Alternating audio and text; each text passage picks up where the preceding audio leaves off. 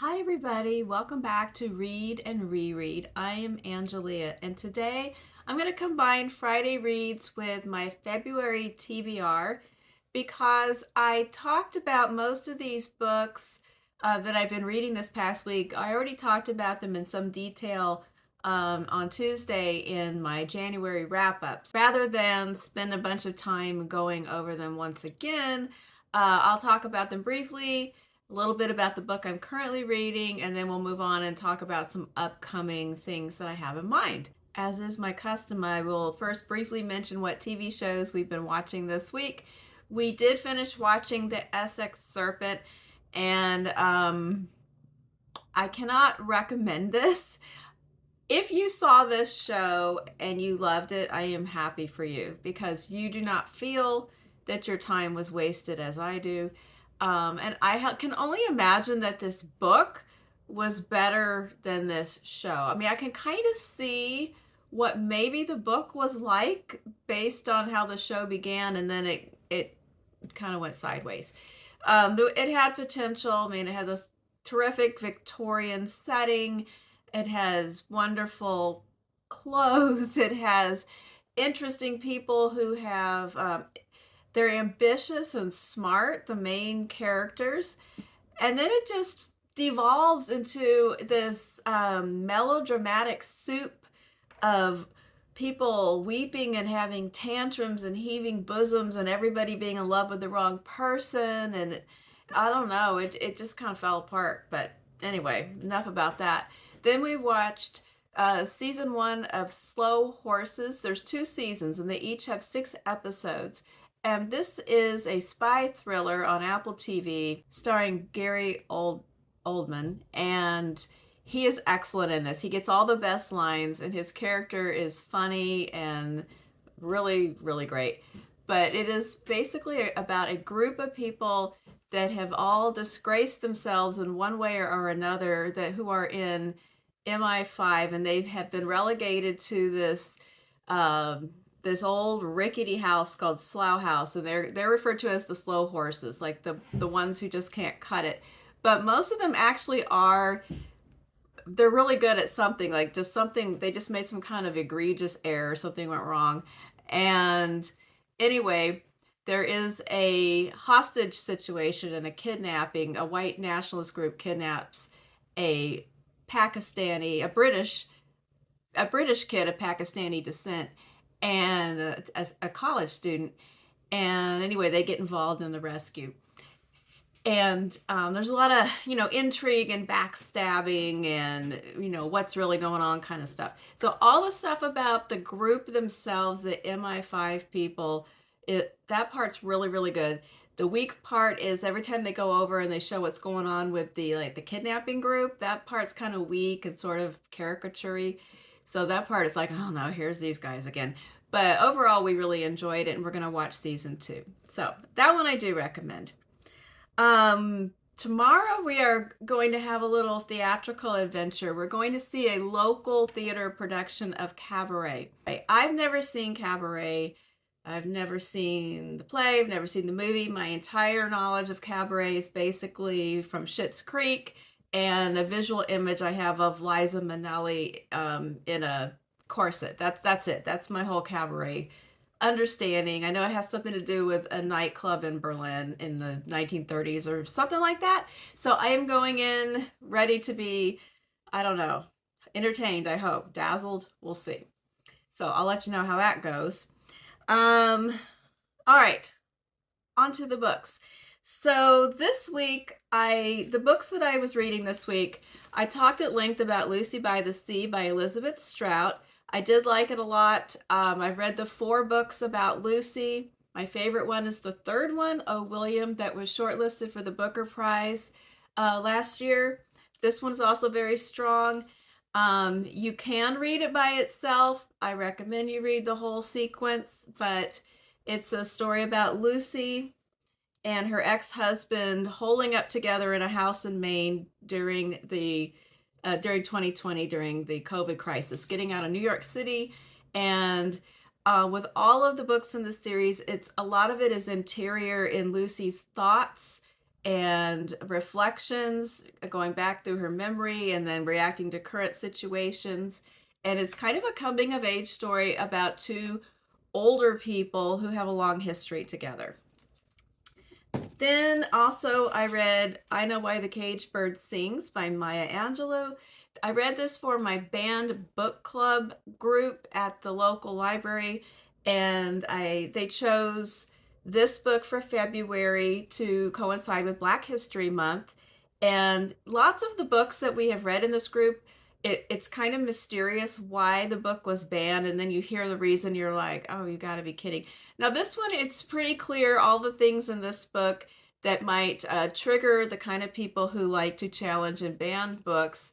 And because, it's about her upbringing as a young Black girl in the South, in a racist town in Arkansas, and then later on she moves to California, and she has occasion to compare the climate and the atmosphere and the different styles of racism that you might encounter.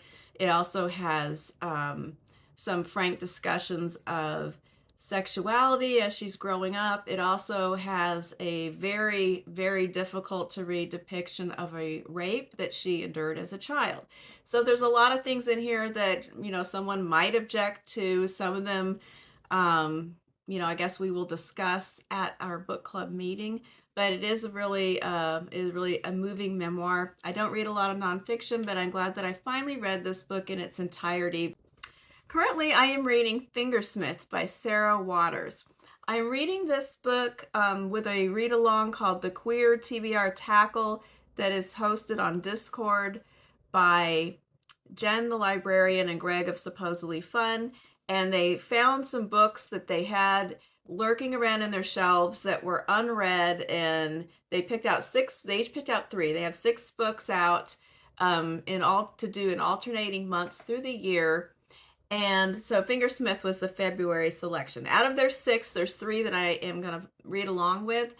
And I had Fingersmith because Sarah Waters is one of my favorite authors that is currently writing. And this was the first book that I read by her, so I'm really excited to reread it along with this group. And I am fortunate enough to have forgotten enough of the plot to be surprised again by the surprises. I have like this vague feel. I know enough that I really, really like it, and that it has a lot of twists and turns. But basically, the story takes place in Victorian England, which I am, a major sucker for. That's how I got caught up in the Essex Serpent to begin with. But it is about a young girl named Sue who has grown up in a kind of a house of thieves. She is orphaned, and a lady who takes in, motherless children has raised her up. And so she's grown up in this group that just has a kind of a revolving door of thieves and pickpockets. A fingersmith is a pickpocket. It's also a slang term for a midwife, which I thought was interesting.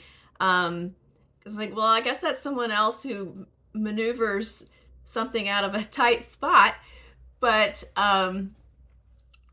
anyway, she grows up in this group, so she's well versed in the lives of thieves and con artists. And a friend of the group, whom they call Gentleman, shows up and enlists her to help him out with a con. And he has a history of various cons, and he's a forger, and he has almost gotten married a couple of times to a wealthy woman, but then the father will find out at the last minute what his real background is and cancel the wedding. So he has found a woman to marry. Well, she's not really a woman. She's like a 17-year-old girl. But she stands to come into a large inheritance if she marries.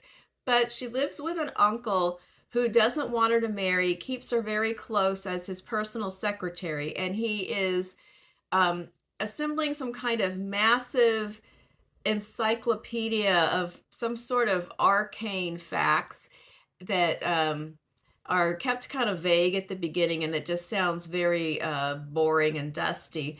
But we find out more about that collection quite soon. Anyway, the idea is that Sue will replace this girl's maid so that Mr. Rivers, aka Gentleman, can gradually seduce her and convince her to elope with him, while Sue is the supposed chaperone, but she is allowing these shenanigans to occur.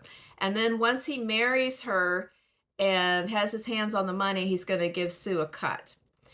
So that's the plan, and she reluctantly agrees. She has some qualms about this, but she decides to go, and so she does, and she starts to be the lady's maid for this girl. And gradually they sort of they hit it off and they become close, and that's all I'm going to tell you. But there are twists and turns. Things are not all as they seem. And there are some very fascinating narrative voices in this story. We start with Sue, but later we hear from Maud, the other girl, and it's really good. I love the blurb on the front of this book that says, "Deliciously brazen, a smart and seductive enchantment." So that is what I'm currently enjoying. Now, on to the rest of February. I learned that I am not a judge in the first round of the BookTube Prize. I was kind of waiting to see, and I watched the premiere video, and it was very exciting. I thought that the field of books in fiction and nonfiction looked excellent. And then after the video, they said, if you are a judge in this round, you will shortly get an email, and I didn't get anything. It was so anticlimactic. So I was kind of disappointed, but hopefully I will get drawn for a later round. I don't really understand how all that works. I just figure someone will tell me when or if I'm supposed to jump in and start doing something. But anyway, currently I'm not in it. So it left my dance card very open for reading this month. So here are some of the other things that I have in mind.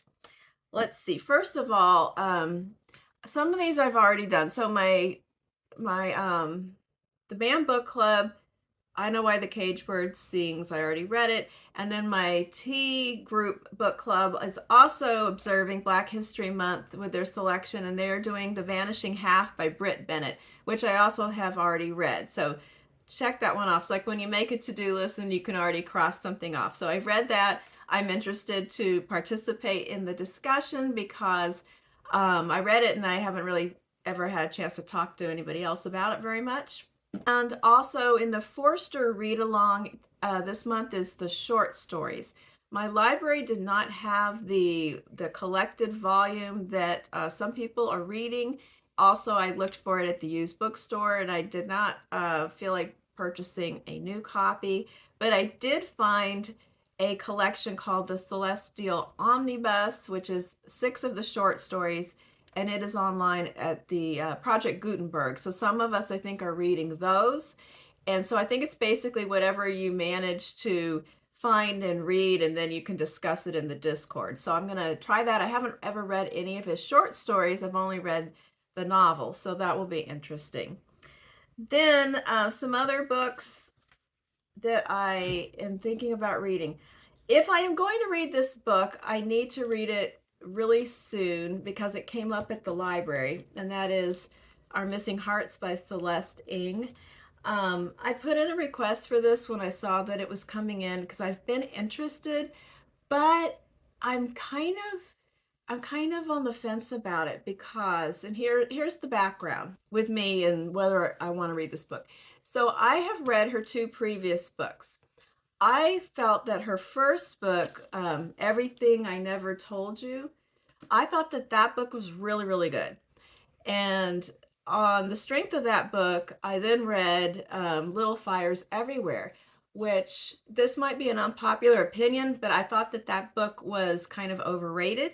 I liked it, I enjoyed it, and there was some parts of the plot and the characters that I really found compelling. But overall, I thought there was also some real clunky aspects of that book.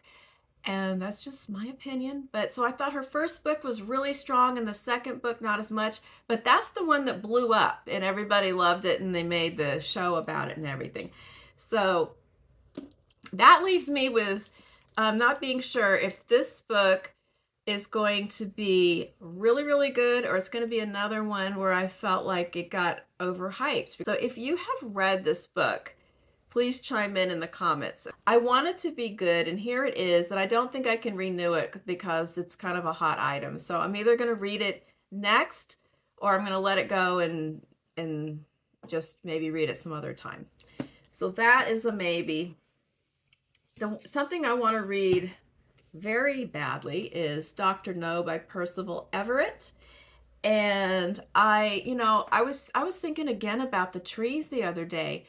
We were watching the news, and I thought again about that story and the themes and the list of people that are on the cover and inside the book and everything.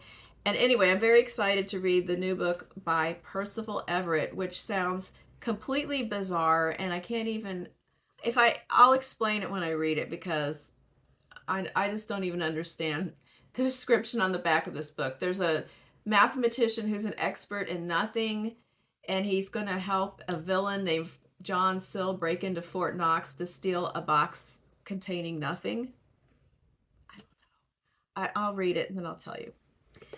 And of course, I'm also kind of dying to read The Marriage Portrait by Maggie O'Farrell. Ever since I set down Hamlet, I've wanted to pick this up, but other books keep getting in the way, other things that are more like time obligation things.